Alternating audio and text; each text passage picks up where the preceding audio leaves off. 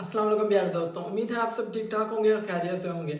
आज की वीडियो बहुत ही इंपॉर्टेंट और इन्फॉर्मेटिव होने वाली है क्योंकि आज की वीडियो में मैं आपको बताने वाला हूँ मैक्स्ट या MEXT स्कॉलरशिप्स के बारे में। और ये कौन सी गवर्नमेंट या कौन सी कंट्री ये स्कॉलरशिप प्रोवाइड करती है। तो ये स्कॉलरशिप जापानीज गवर्नमेंट और जापान की कंट्री प्रोवाइड करती है और ये फुल्ली फंडेड स्कॉलरशिप होती है। इसमें आपका तकरीबन हर कुछ आपका एयर टिकट तक और सारी स्टडीज से लेकर हर चीजें अभी कवर होती है।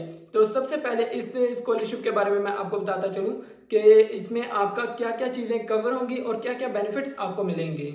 वीडियो को स्टार्ट करने से पहले मैं आपसे रिक्वेस्ट करूंगा कि आप जरूर मेरे चैनल को सब्सक्राइब कर दें ताकि आप तक मैं इसी तरह की इंफॉर्मेटिव वीडियोस पहुंचाता रहूं और आपको मैक्सिमम जितनी भी अब्रॉड स्कॉलरशिप्स हैं उनकी इंफॉर्मेशन आप तक पहुंचाता रहूं। सबसे पहले आपको पाकिस्तान से जापान जाने के लिए एयर टिकट मिलेगी, यानी आपको जो फ्लाइट टिकट होगी पाकिस्तान से जापान जाने के लिए वो भी आपको फ्री मिलेगी। और जब आपकी डिग्री कंप्लीट हो जाएगी तब आपको जापान से वापस पाकिस्तान आने के लिए जो टिकट होगी वो भी बिल्कुल फ्री मिलेगी। आपको यूनिवर्सिटी की फ्री अकोमोडेशन मिलेगी, यानी जब आपने रहना जहाँ चाहेंगे तो वो आपको यूनिवर्सिटी की ही डॉर्मेटरीज में आपको जगह मिलेगी।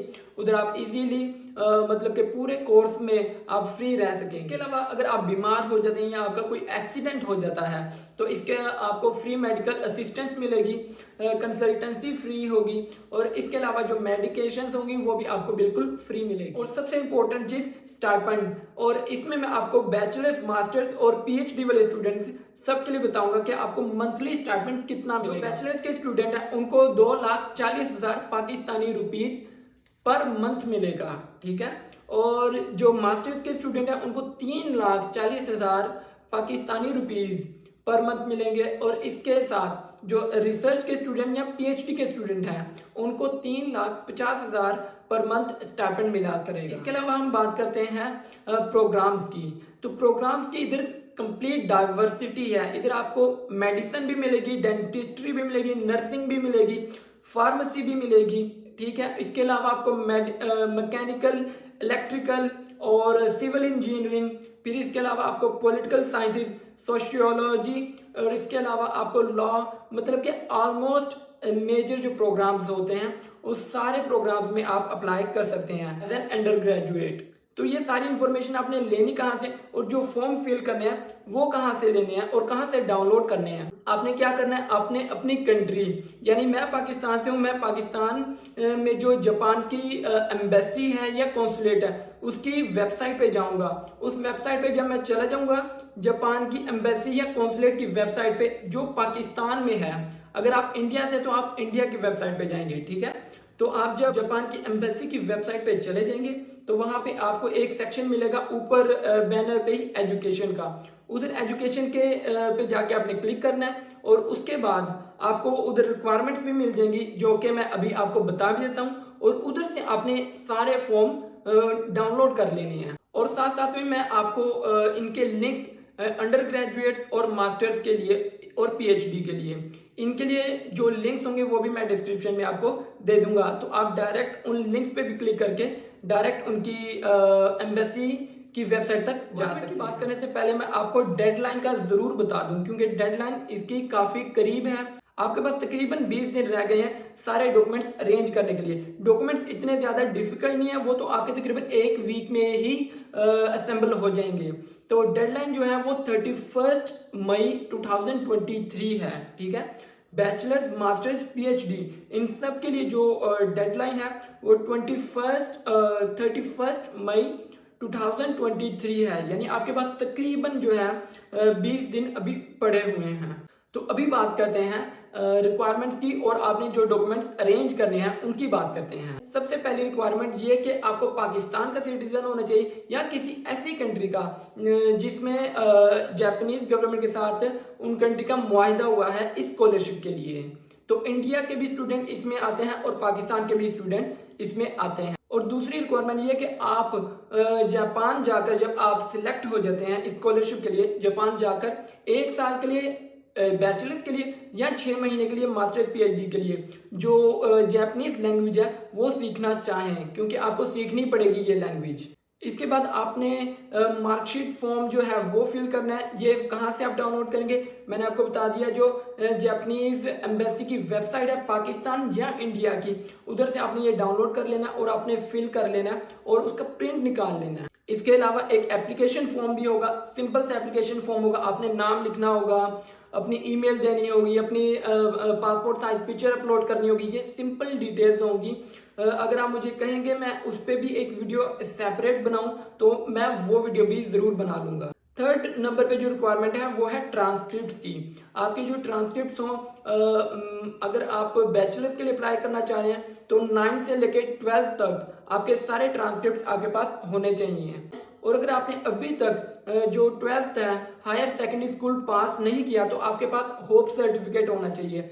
होप सर्टिफिकेट आप अपने कॉलेज से या जिधर से आप हायर सेकेंडरी स्कूल या इंटर कर रहे हैं उधर से आप बनवा सकते हैं। इसके बाद जो पीएचडी और मास्टर्स के स्टूडेंट हैं, ये बात सिर्फ उनके लिए, अंडर ग्रेजुएट के लिए नहीं कह रहा। जो ऊपर मैंने अभी आपको रिक्वायरमेंट्स बताई हैं वो अंडर ग्रेजुएट्स के लिए भी हैं और मास्टर्स पीएचडी वालों के लिए भी हैं। लेकिन ये जो तीन मैं आपको या दो रिक्वायरमेंट्स बता रहा हूँ, ये स्पेसिफिकली आपके जो पीएचडी स्टूडेंट्स या रिसर्च स्टूडेंट्स हैं उनके लिए हैं। इसमें सबसे पहली जो चीज़ है वो रिसर्च प्लान होना चाहिए। रिसर्च प्लान का आपका जो एक सैंपल होगा वो भी आपको वेबसाइट पे मिलेगा और कौन से सेक्शन में मिलेगा, उधर आपको मास्टर्स या पीएचडी वाले सेक्शन में मिलेगा। और इसके अलावा आपने अगर कोई थीसिस बनाया है तो उसका एब्स्ट्रैक्ट ऑफ थीसिस 2 पेजों का वो भी बनाना पड़ेगा। यानी जो आपका थीसिस हो, आपने जो पहले रिसर्च की हो या थीसिस बनाया हो, उसकी मोटी मोटी और इम्पोर्टेंट बातें आप 2 पेजों पे लिख दें। और इसके अलावा अगर आप कहीं पे जॉब करते हैं तो आपने एम्प्लॉयर रिकमेंडेशन लेटर भी बनाना है।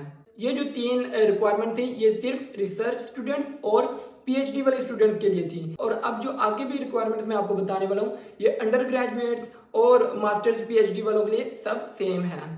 इसके अलावा आपको एक रिकमेंडेशन लेटर बनवाना है। रिकमेंडेशन लेटर आप अपने कॉलेज से बनवा सकते हैं, कॉलेज में किसी प्रोफेसर से बनवा सकते हैं जिससे आपकी अच्छी बात हो, या आप किसी प्रिंसिपल से बनवा सकते हैं, लेकिन आपने बनवाना कॉलेज से ही है। और रिकमेंडेशन लेटर का उन्होंने सैंपल प्रोवाइड किया हुआ है अपनी वेबसाइट पे ही, वो आपने डाउनलोड करना है। और जिस तरह उन्होंने आपको बताया कि इस तरह का रिकमेंडेशन लेटर होना चाहिए, आपने उसी को फॉलो करना है और उसी तरह का रिकमेंडेशन लेटर आपने प्रोवाइड करना है। उसके बाद आते हैं मेन रिक्वायरमेंट पे। यानी क्योंकि ये जो स्कॉलरशिप है फुली फंडेड है और बहुत हाईली रिकग्नाइज्ड जो स्कॉलरशिप्स आपको दुनिया में मिलती हैं उनमें से एक है, तो इसलिए आपको काफ़ी जो एजुकेशनल करियर है वो बहुत बेहतरीन होना चाहिए। तो इसी वजह से अगर आप बैचलर के लिए अप्लाई कर रहे हैं तो आपके इंटर में 80% से ज़्यादा या 80% तक आपके नंबर होने चाहिए या परसेंटेज होनी चाहिए। इसी तरह मास्टर्स और पीएचडी के लिए भी आपको, आपने जो प्रीवियस डिग्री की हो उसमें 80% से ज़्यादा या 80% तक आपके जो स्कोर है होना चाहिए। तो जितने भी मैंने आपको अभी तक डॉक्यूमेंट्स बताए हैं ये सारे डॉक्यूमेंट्स आपने अरेंज करने हैं, इनको आपने प्रिंट निकाल लेना है, इनको फिल करना है। तो ये सारे जो डॉक्यूमेंट्स आपने तैयार करने हैं ये आपने एम्बेसी, जो जापान की एम्बेसी है वहाँ पे आपने बाय मेल या बाय पोस्ट भेजने हैं, ठीक है, हार्ड फॉर्म में। और आपके साथ में इसका एड्रेस भी शेयर कर देता हूँ। अगर आप पंजाब से हैं तो आप इस्लामाबाद एम्बेसी जापान में ये डॉक्यूमेंट्स भेजेंगे। अगर आप बलोचिस्तान या कराची से हैं तो जो कराची में एम्बेसी या कॉन्सुलेट है उधर आप भेजेंगे। और दोनों की जो मैं एड्रेस है वो भी आपके साथ मैं स्क्रीन पे शेयर कर देता हूँ। उसके बाद जब आप ये सारे डॉक्यूमेंट्स सबमिट करवा देंगे और वो आपके सारे डॉक्यूमेंट्स रिव्यू करेंगे और आपको शॉर्टलिस्ट कर लेते हैं तो आपका एक एग्जाम होगा, रिटन एग्जाम, जो आपने जापान की एम्बेसी या कॉन्सुलेट में देना होगा। और आपने ये ध्यान देना है कि आपने जो डॉक्यूमेंट्स भेजने हैं वो आप उस एम्बेसी या कॉन्सुलेट भेजें जहाँ पे आप एग्जाम देना चाहते हैं। अगर आप इस्लामाबाद देना चाहते हैं तो वहाँ पे अपने डॉक्यूमेंट्स पोस्ट करें। अगर आप कराची में देना चाहते हैं तो कराची में डॉक्यूमेंट्स पोस्ट करें, ठीक है। रिटन एग्जाम क्लियर करने के बाद और फिर शॉर्टलिस्ट होने के बाद आपका होगा इंटरव्यू। इंटरव्यू काफ़ी बेसिक सा होता है। इसमें आपसे पूछते हैं कि आपने जापान को ही क्यों चूज़ किया, आप की जो स्टडी आप करना चाहते हैं, बैचलर्स के लिए जाना चाहते हैं, क्या आपकी जो प्रीवियस स्टडी थी वो उससे मैच कर रही है, या अगर आप पीएचडी के लिए जाना चाहते हैं तो आपकी मास्टर्स की और बैचलर्स की स्टडी उससे मैच कर रही है। यानी बेसिक इंटरव्यू होता है और उसमें आपने अपेयर होना होता है और वो भी क्लियर करना ज़रूरी है। और इंटरव्यू क्लियर करने के बाद, ये सारी चीज़ें क्लियर करने के बाद, आपको जो जापानीज गवर्नमेंट है वो आपसे कांटेक्ट करती है, ये जापानीज एम्बेसी है वो आपसे कांटेक्ट करती है और आपको सजेस्ट करती है यूनिवर्सिटी। आप खुद नहीं चूज कर सकते, आपको एम्बेसी ही सजेस्ट करती है आपके एजुकेशनल करियर की बेस पे। और इसके अलावा जब आप जापान चले जाते हैं तो पहले साल बैचलर्स वालों को जापानीज सीखनी पड़ती है, क्योंकि जो आपका कोर्स होगा वो जापानीज में होगा, इंग्लिश में नहीं होगा। ये बैचलर्स वालों को के लिए है। और जो मास्टर्स पीएचडी वालों के लिए है वो पहले 6 महीने जो है जापानीज सीखेंगे और उसके बाद जो है अपना डिग्री कंटिन्यू करेंगे, लेकिन उनकी डिग्री इंग्लिश में ही होगी। और इसके अलावा मैं आपको एज लिमिट भी बताता चलूँ जो पाकिस्तानी स्टूडेंट्स के लिए है। ये सिर्फ पाकिस्तानियों के लिए मैं आपको सजेस्ट करूँ। अगर आप इंडिया से हैं तो आपकी रिक्वायरमेंट थोड़ी सी डिफर कर सकती हैं। जो बैचलर्स के लिए अप्लाई करना चाहते हैं उनकी एज लिमिट 22 साल है। जो मास्टर्स के लिए अप्लाई करना चाहते हैं उनकी एज लिमिट 30, और जो पीएचडी के लिए अप्लाई करना चाहते हैं उनकी एज लिमिट 35 ईयर्स है। तो ये सारी इन्फॉर्मेशन है मैक्स स्कॉलरशिप के बारे में। अगर आप चाहते हैं कि मैं इस पे आपको फॉर्म फिल कैसे करना है और बाकी चीज़ें कैसे फिल करनी है तो आप कमेंट में बता सकते हैं, तो मैं उस पर भी एक सेपरेट वीडियो बना लूँगा। आज के लिए इतना ही, तो नेक्स्ट वीडियो में मिलेंगे।